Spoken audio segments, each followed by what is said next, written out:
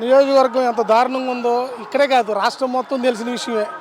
ఆ గుట్కా నానిగాడి పరిస్థితి ఏంటో అందరికీ తెలుసు. వాగుడు తప్పితే పని లేదు ఇక్కడ. ఒక్క రోడ్డు కూడా పోయేలా 4 సార్లు ఎమ్మెల్యే గెలిచాడు. కనీసం 4 మంచి పనులు చేశారని చెప్పుకోవటానికి లేదు. ఇవాళ ఓవర్ బ్రిడ్జి బాలశౌరి గారు సొంతంగా తెచ్చి ఆయన నిధుల ద్వారా ముందుకెళ్తుంటే మేము చేసామని గొప్పలు చెప్పుకుంటుంది రాష్ట్ర ప్రభుత్వం, ఈ ఎమ్మెల్యే. అది ఎంతవరకు కరెక్ట్ అండి? ఇన్నేళ్ళ మట్టి చేయలేనోడు ఇవాళ చేయగలిగాడు. ఒక ఎంపీ బాలశౌరి గారి వల్లే అయింది అది. అయ్యా ఇంకో విషయం ఏంటంటే టెట్కో ఇళ్ళు కూడా అంతే పరిస్థితి. వాళ్ళకి అడిగితే వీళ్ళు రంగులు వేసుకున్నారు, వాళ్ళకి నచ్చిన వాళ్ళకి ఇచ్చుకున్నారు. తెలుగుదేశం మనుషులు అనే వాళ్ళందరూ తీసి అవతల పారేస్తారు ఏరేరి. అసలు వ్యవసాయ రంగానికి వస్తే దౌర్భాగ్యం అనమాట. ఈ సివిల్ సప్లై మినిస్టర్గా చేసి చాలా దౌర్భాగ్యమైన పరిస్థితిలో ఉన్నాం. అసలు ఈ నియోజకవర్గంలో డెవలప్ అవ్వకపోవడం కారణమే నాని అండి.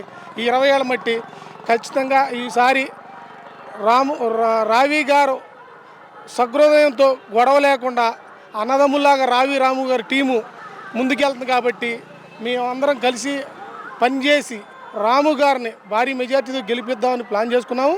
ఖచ్చితంగా ఆయన కూడా ఇది ఇందుకు ట్రస్ట్ ఉండగానే మా చాలకి మునిగిపోయి అంటే పొక్కులేని ఇచ్చి పని చేయించాడు. రైతులు కూడా ఆయనకి చాలా రుణపడి గుడ్లవలేరు మండలం చాలా సేవ్ అయ్యారండి ఈసారి కేవలం రాము గారి వల్లే. ఒక ఎమ్మెల్యే వచ్చి చూద్దామంటే ఎక్కడ మునిగినాయి అనే భావనలో ఉన్నాడే కానీ అవసరమైతే ఆఖరిలో 1000-2000 భారత దిగుతాం మనకేస్తారు ఓట్లు. లేదనుకుంటే ఎస్సీ ఏరియాలోకి వెళ్తే ఆడకు 50,000 వీళ్ళకి 1,00,000 ఇచ్చేస్తే పని అయిపోద్దనే ఆలోచనలో ఉన్నారండి. అంత తక్కువ అంత తేలిగ్గా లెక్కేది ఈసారి. అందరికీ కళ్ళు తెరుచుకున్నారు. అందరూ ఆలోచనలో ఉన్నారు. ఎవరేం చేశారో తెలుస్తుంది. అభివృద్ధి లేని మాకు ముఖ్యమంత్రి మాకు అవసరం లేదు. అభివృద్ధి కావాలి, సంక్షేమం కావాలి. సంక్షేమం ఒక్కదాని వల్ల అందరూ బాగుపడలేరు కదండి. ఇవాళ అరుక్కు తినే పరిస్థితి, డబ్బులు వేస్తాడేమో చూసే పరిస్థితిలో చేసేసారు జనాన్ని. ఇవాళ ఆ పరిస్థితిలో జనం లేరండి. ఎట్టి పరిస్థితుల్లో కానీ ఈ నియోజకవర్గంలో అభివృద్ధి కావాలి. ఈ నియోజకవర్గం నుంచి సంవత్సరానికి ఇంజనీరింగ్ కాలేజీ నుంచి కానీ ఇంకోటి కానీ 10,000 మంది పిల్లలు బయటికి వెళ్తున్నారు. కనీసం 1000 మందికి ఉద్యోగాలు దొరకట్ల. కారణం ఏంటి? దౌర్భాగ్యం. ఒక ఎమ్మెల్యే పనికిమాని ఎమ్మెల్యేని గెలిపించుకున్నాం, మేమే గెలిపించుకున్నాం కావాలని. ఇక ఆ పరిస్థితి లేదండి. ఖచ్చితంగా ఈసారి మాత్రం మేము అవకాశం ఎవరికి వదలుచుకోలేదు. అట్లాగే బాలశౌరి గారు వర్కర్ కాబట్టి ఎంపీగా ఆయన కూడా ఖచ్చితంగా ఈ నియోజకవర్గం నుంచి ఆయన కూడా భారీ మెజార్టీ ఇస్తామండి. కొడాలి నాని గారు మంత్రి అయ్యారు, ఆయన పనులు చేశారా లేదా? రోడ్లు ఒకటి అడిగారు కదా. కొడాలి నాని నేను ఒక లారీ కింద పనిచేసిన వాళ్ళం. మేము ఆయన తెలుగుదేశంలో ఉండగా పనిచేసాం. మరి తర్వాత మినిస్టర్ వస్తుందన్న కూడా కొద్దిగా చూసి చూడనట్టుగా పనిచేసాం. ఎందుకంటే మినిస్టర్ వస్తుంది కాబట్టి మన గుడివాడన్న బాగు చేసుకుందాము. ఆయన ఉండగా ప్రభుత్వాలు లేవు, సరే దీంట్లో వచ్చి ప్రభుత్వం వస్తే ఏదన్నా బాగు చేసుకుందామని చేసాం. మామూలుగా వచ్చి ఆ ఎలక్షన్ ముందు వస్తారు కదా, కనిపించాడు అంతే. మళ్ళీ ఇప్పుడు ఏదో ఎలక్షన్ వచ్చింది కదా, ఇప్పుడు కనిపిస్తున్నారు.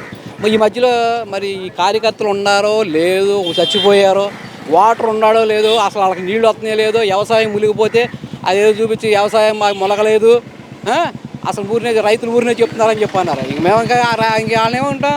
మరి వెనుగల రాము గారు వచ్చే ఆ రైతులకి ఆ పనలో పైకి తీసి చూపించారు. మరి ఆ కళ్ళుండి చూసాడో లేదో నాకైతే తెలియదు, కానీ మరి అది చూపించారు పైకి లేపి రైతులు. మరి దాన్ని బట్టి మరి వాళ్ళకి ఇప్పుడు వచ్చి రైతుల దగ్గరికి వచ్చి అడగటాక అనేది సిగ్గుపడాలి. రోడ్లు అంటారు చూస్తున్నారు కదా, నేను లారీ ఓనర్ని. నా దగ్గర 1 లీటర్కి వచ్చి రూపాయి రోడ్డు సెస్ వసూలు చేస్తున్నారు. ఎక్కడుండే రోడ్లు?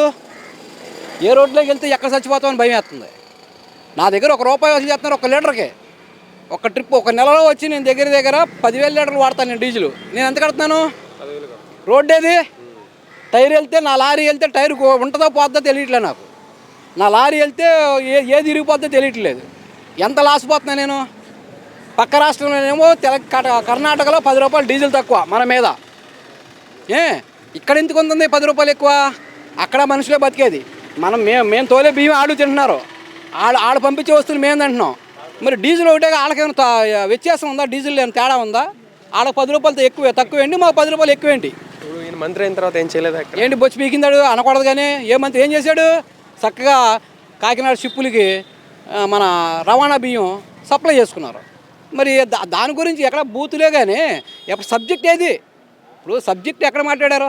రేషన్ బియ్యం కానీ ఆ పౌర సరఫరా శాఖలో కానీ ఇన్ని టన్నులు కొంటున్నాం రైతుల దగ్గర, ఇంత ఖర్చు పెడుతున్నాం అని చెప్పి ఎక్కడన్నా సబ్జెక్ట్ మాట్లాడారా?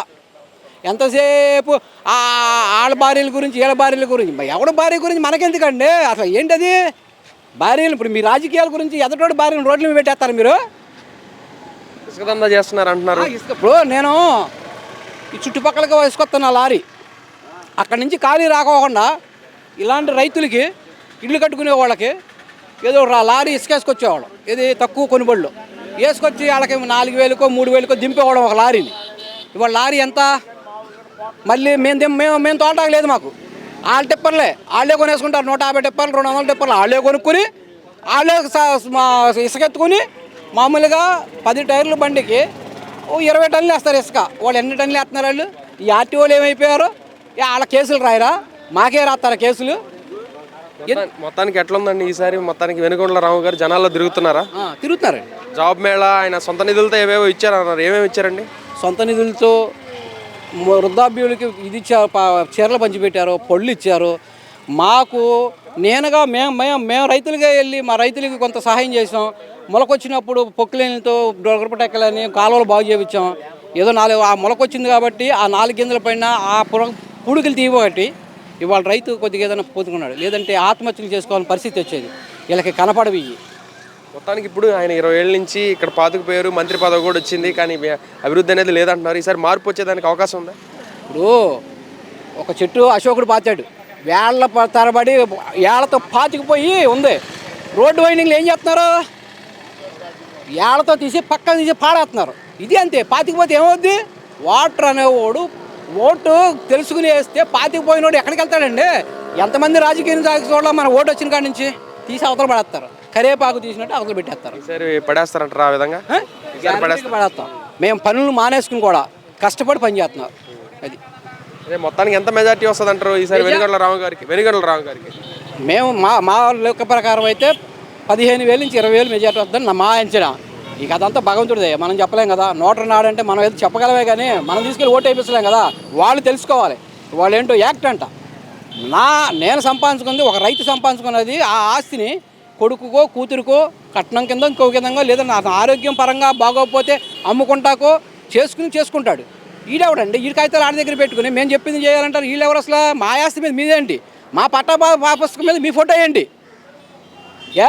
మా ఈ ఆంధ్రాలో సప్లై అయ్యే డబ్బులకి జగన్ ఫోటో వేసుకుని డబ్బుల మీద గాంధీ గారి ఫోటో ఎందుకు? మేనిఫెస్టో చూశారు కదా, వైఎస్ఆర్సీపీది టీడీపీది, ఏమంటారు? మొత్తానికి ఏది నచ్చింది? మేనిఫెస్టో ఏంది? ప్రజలకు ఉపయోగపడేది ఉద్యోగాలు ఇస్తాను, లేదా బడిలో ఈ పిల్లలకి ఇన్ని ఉద్యోగాలు ఇస్తాను, ఇన్ని ఫ్యాక్టరీలు ఇస్తాను, అది చెప్పాలి. కానీ ఏదో జరిగిపోయిన దానికి పోలవరం పూర్తి చేస్తాను, అవి పూర్తి చేస్తాను, ఇదే మేనిఫెస్టో చెప్పేది. ఎవడమ్మన్నాడంటే? ఇప్పుడు ఆటో వాళ్ళు 10,000 ఇస్తున్నారు, కేసులు నిమిత్తంగా. ఇప్పుడు మీరు కెమెరా తీస్తున్నారు బాబు, మరి ఈయన ఎంత సీనియారిటీ అది నాకు తెలీదు. ఇవాళ కెమెరామ్యాన్లో పోలీసు వారే సీనియారిటీ. ఎందుకంటే 60-70 కిలోమీటర్ స్పీడ్లో బైక్ని ఫోటో, లారీ కానీ బైక్ని చక్క ఫోటో తీసేసి జగన్ గారికి పంపిస్తున్నారు. మళ్ళీ సాయంత్రానికో రేపటికో మా ఫోన్కి మెసేజ్లు వస్తుంది, బాబు ఇంత బాకీ ఉండవు నువ్వు కట్టని. మరి దీనికి సమాధానం ఏంటి? పరిస్థితి ఎంత లాక్కుంటున్నారు? వాళ్ళు 10,000 సుఖం ఏంటి? 10,000కి 30,000 లాక్కుంటున్నారు. ఏం సుఖం ఏంటి? అది రైతు అది అందరూ తెలుసుకుని చేస్తే మనం ఈసారి బాగుపడతాం. లేదనుకోండి ఏ పక్క రాష్ట్రాలకు మొట్టమొదటి చదువుని ఎత్తిమేట్టుకుని ఇదివరకు వలస కూలీలు శ్రీకాకుళం నుంచి వలస కూలీలు వచ్చారు, ఇవాళ రావట్లేదు. ఎందుకంటే చంద్రబాబు నాయుడు టైంలో కానీ ఎన్టీ రామారావు గారి టైంలో కానీ వాళ్ళని బాగు చేశారు కాబట్టి ఇవాళ పంటలు పండించుకుంటున్నారు, రావట్లేదు. ఇప్పుడు ఈ పరిస్థితి ఏంటంటే ఇప్పుడు ఈ రెండోసారి వచ్చాడు ఇంకో మేము మొట్టమొదటి కర్ణాటకో తమిళనాడుకో తెలంగాణకో పోతాం.